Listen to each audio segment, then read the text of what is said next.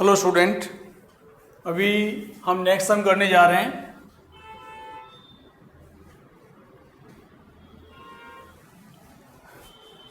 Twelfth commerce.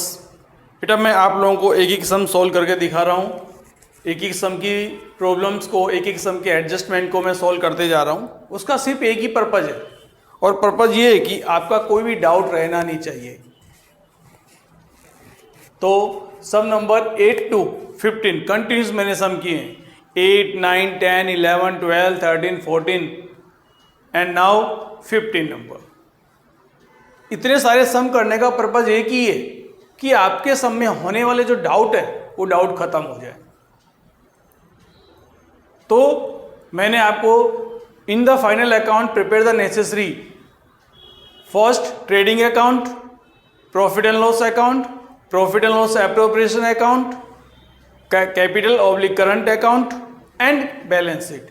लेकिन साथ साथ में मैंने ये भी बताया कि if any information about the partners, that means interest on capital, interest on drawing, interest on current account, salary of partners, bonus of partners, commission of partners, any information not given in the example, then profit and loss appropriation account not must be required to prepare. उसकी कोई जरूरत नहीं है अपने को prepare करने की। For example this one, trading account, profit and loss account, capital account and balance sheet. मैंने सम को थोड़ा सा एक एडजस्टमेंट बिना उसके अकाउंट के था तो मैंने उसको हटा दिया, कोई एडजस्टमेंट उसमें थे नहीं, उसको हटा के मैंने थोड़ा सा फॉर्मेट को थोड़ा शॉर्ट करने की कोशिश की है कि आपको पूरी तरह से क्लियर समझ में आए। तो अभी हम यहाँ पे देख रहे हैं ट्रेडिंग अकाउंट का फॉर्मेट तैयार है। पीएल में तो हम क्या लिखते हैं, बाय ग्रॉस प्रॉफिट, बस बाकी सम के हिसाब से लिखा जाएगा। यहाँ बैलेंस शीट है, जब आप बैलेंस शीट बनाते हो तो ये मैंने ब्लैंक रखा है इसलिए कि आपको ये बताऊं कि इसमें कौन कौन से एडजस्टमेंट, कौन कौन सा फॉर्मेट लिखने का। Capital account, they are 2 partners, तो 2 लाइन छोड़ दो चलेगा। इसके बाद एक line non current liability, underline, इसमें भी सिर्फ एक लाइन, क्योंकि यहाँ पे क्या आएगा, सिर्फ लोन आएगा, उसके अलावा कुछ आने वाला नहीं है। That means next current liability. Heading maintain करने से एक बेटर क्या है, एक प्रॉपर बैलेंस शीट बनती है और पेपर के अंदर थोड़ी इंप्रेशन अच्छी रहती है। बिल्स पेबल, बीओडी और आउटस्टैंडिंग एनी। यहां आता है non current asset, non current asset. अब कितनी फिक्स एसेट है हम नहीं जानते, थोड़ी स्पेस छोड़ देने का। उसके बाद में इन्वेस्टमेंट, इन्वेस्टमेंट के बाद में current account, current asset sorry. अब करंट एसेट्स में सबसे पहले हम क्या लिखते हैं, डेटर्स। अब एडजस्टमेंट में देख लो, डेटर से कनेक्टेड कुछ है तो ठीक है, नहीं तो फिर डेट जाने देंगे। सिर्फ क्या दिया हुआ है अपने को, बीडीआर दिया हुआ है, बैड डेट्स दिया हुआ है, ठीक है। तो माइनस बीडीआर, बस। उसके बाद closing stock, bills receivable, cash balance, bank balance और रिसीवेबल जो भी दिया गया हो। ये एक बैलेंस शीट का फिक्स फॉर्मेट है। नॉर्मल अभी तक जितने भी सम किए सभी सम में मैंने इतना फॉर्मेट पहले से बनाया है, तो ये हैबिट आपको भी रखने की। फिर आता है capital account. Here they are 2 partners, Harsh and Yesa. कौन है 2 पार्टनर, हर्ष एंड येसा, हर्ष और येसा।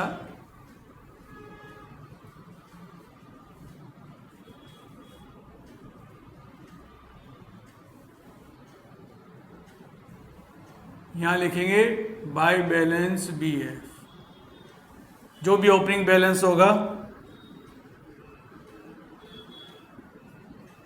हर्ष एंड येसा लिख दिया। ये हमारा फिर से एक फॉर्मेट तैयार हो गया।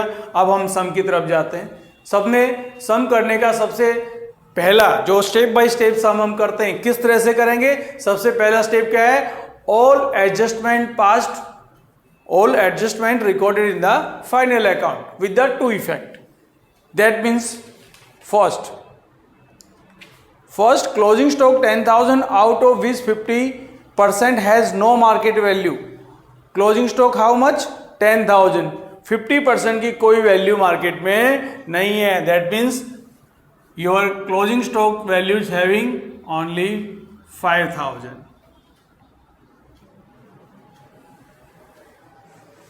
क्लोजिंग स्टॉक की मार्केट में वैल्यू कितनी हो गई? 5,000. Second, legal expense including legal charge of building purchase 4,000. Legal expense,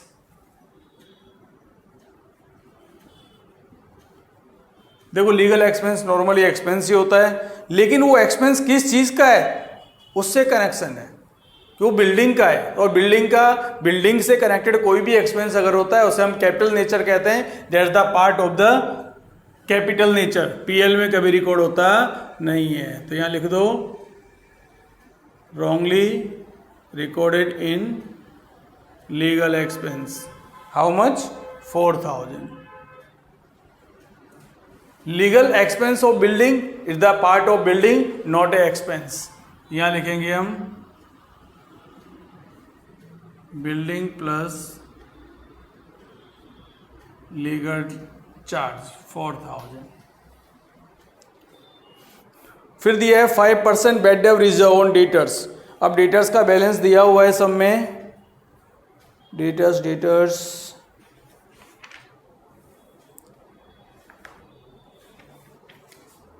how much? Amount of goods. फिर दिया है ऊपर रिसीवेबल एंड पेबल्स. सब में याद रखना डेटर्स क्रेडिटर्स कभी कभी डायरेक्ट नहीं देते, तो उन्होंने यहां पे कैसे दिया है? रिसीवेबल एंड पेबल्स 31,000 और क्रेडिटर्स हाउ मच? 25,000. पेबल्स मैंने दोनों लिख दिया. अब यहां उसने दिया 5%, तो 5% कितना निकलेगा? फाइंड करो.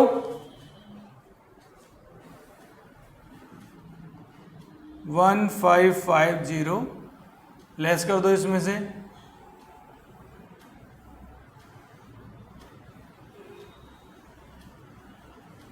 29,450. और सेकेंड इफेक्ट क्या होगी? यहाँ बैड डेब्ट्स का फॉर्मेट बना देते हैं. Bad debts plus bad debts plus trial balance adjustment minus BDR trial balance. इसको हम कहते हैं टाट. ट्रायल बैलेंस, एडजस्टमेंट और ट्रायल बैलेंस. तो BDR अपन फाइंड कर चुके, बाकी जब आएगा तब देखेंगे. फिर दिया हुआ है provide depreciation 10% on furniture 5% on building. Furniture दिया हुआ है अपने को. फर्नीचर देखो फिर से एक एडजस्टमेंट जो 14 सम में भी था हमारा. Furniture and dep of furniture both are given. Furniture हमें दिया हुआ है यहाँ पे 3,000. फर्नीचर की value 1 2 3 furniture 3,000 and dep on furniture 300. और यहां पे क्या बोल रहा है?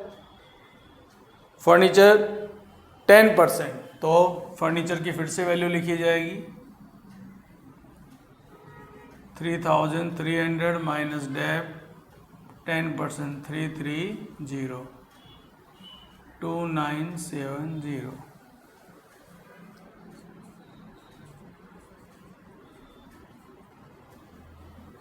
Depp on furniture 330 and building 5%. अब बिल्डिंग कितनी है पहले वो देखो.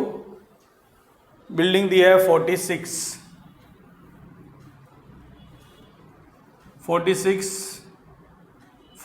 प्लस 4 50,000. 50,000 का 5% 2,500 47,500. यहाँ लिखेंगे to dep on building 2,500. Understand करना प्रॉपर.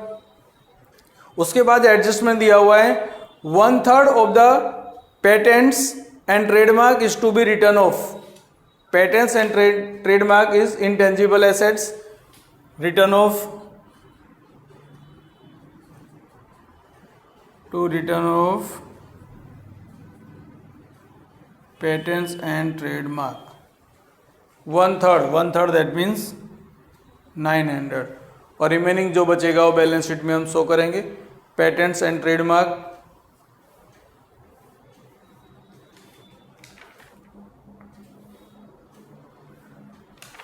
कितना है 1/3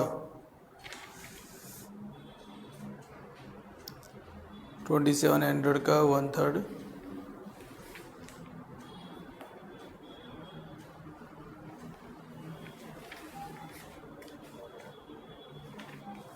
तो रिमेनिंग यहाँ लिख दो.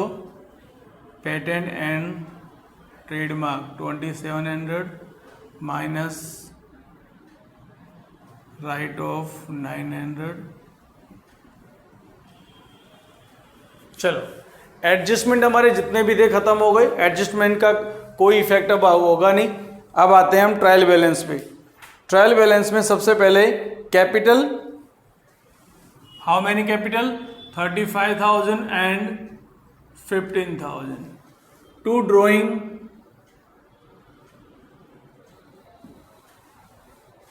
ड्रॉइंग हाउ मच 5,000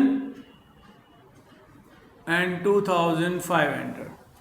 अब नए इंटरेस्ट ऑन कैपिटल नए इंटरेस्ट ऑन ड्रॉइंग. आगे बढ़ो. गुडविल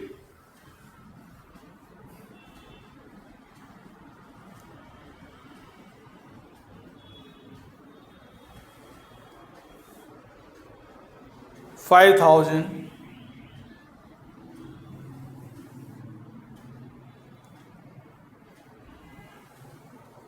उसके बाद पेटेंट ट्रेडमार्क्स की इफेक्ट हो चुकी है. डेटर्स का हो चुका है. अब amount of goods. Amount of goods का मतलब होता है सेल्स एंड परचेज. परचेज दिया हुआ है 40,000. Purchase that means 40,000 and sales 89,250.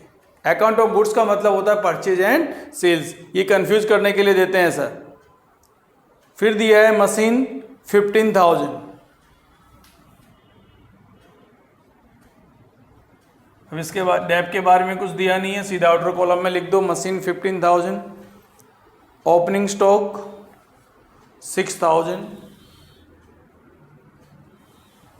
फिर दिया हुआ है फर्नीचर हम रिकॉर्ड कर चुके. फिर लिखा है goods return account. Goods return account में डेबिट साइड में sales return, wages 4,000, depreciation on furniture लिख चुके. Stationery and printing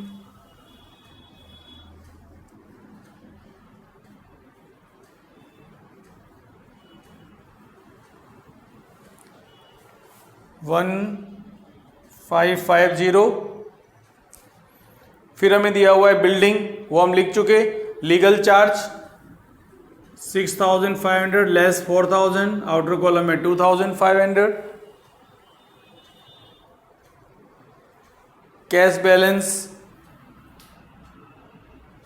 300 rupees. Railway freight 600. It's also connected with the purchase.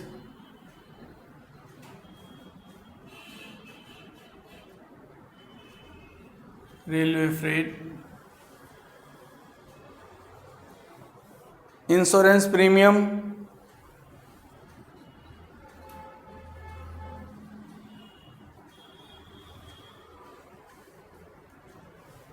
1,150.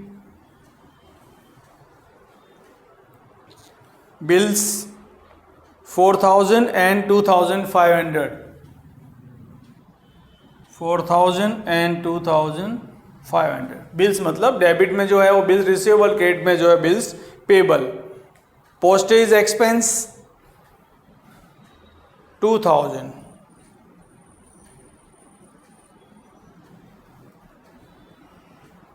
आपको अगर वीडियो में नहीं दिख रहा हो तो टेंशन मत लो, इसका मैं पिक सेंड कर दूंगा। Bad डेब and bad डेब reserve 1500 and 2000, 1500 and 2000। Bad debts adjustment तो है ही नहीं। 3050 आउटर कॉलम में 1050। Discount, both the balance is given, discount allowed,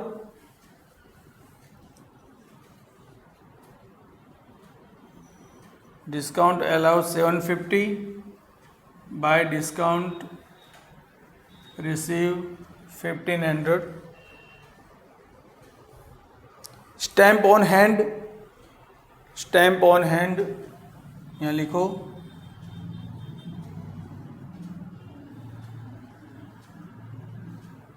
stamp on hand 150,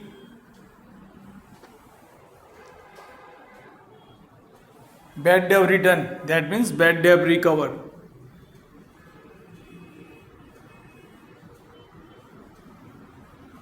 bad debt recover how much 1250। और लास्ट दिया हुआ है 12% HDFC लोन, यहाँ लिखेंगे 12% HDFC लोन, हाउ मच 10,000। हमने 10,000 की लोन ली। अब here interest on loan is not given in the example. Yes date is given. हमने कब लोन लिया? 1 7 को। 7 8 9 10 11 12 1 2 3, that means 9 month. Interest of loan 12%, rate दिया हुआ है अपने को, तो 1200, 9 मंथ का कितना हुआ 900। यहाँ लिखेंगे आउटस्टैंडिंग इंटरेस्ट ऑन लोन 900, इधर भी to interest on loan 900, that's all. बस हमारा सम पूरा हो चुका है। प्लस माइनस कर देते हैं।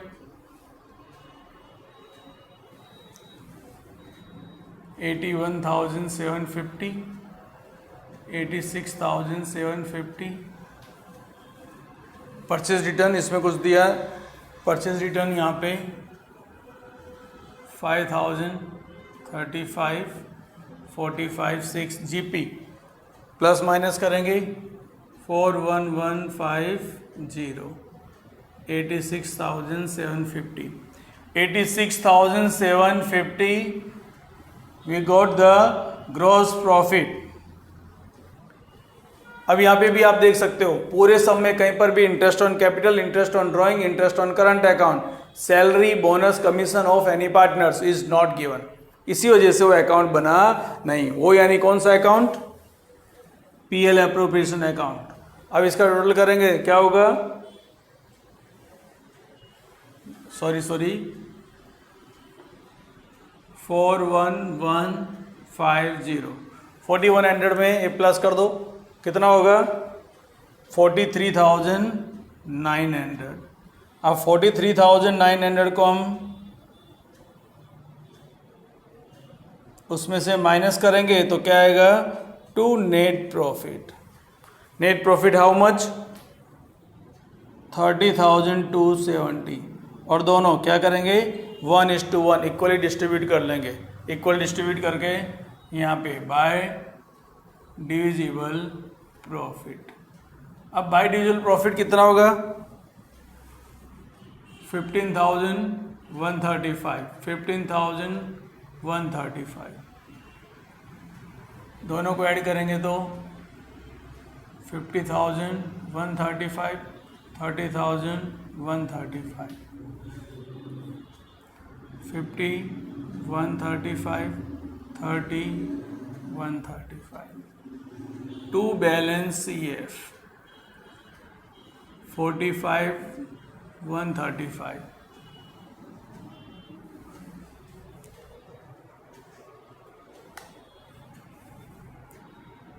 $27,635।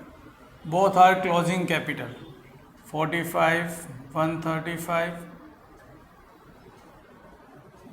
27, 635 प्लस करेंगे तो 45, 45135 प्लस 27635 72770। चलो अब आपके सामने तीनों अकाउंट अपने क्लोज कर चुके।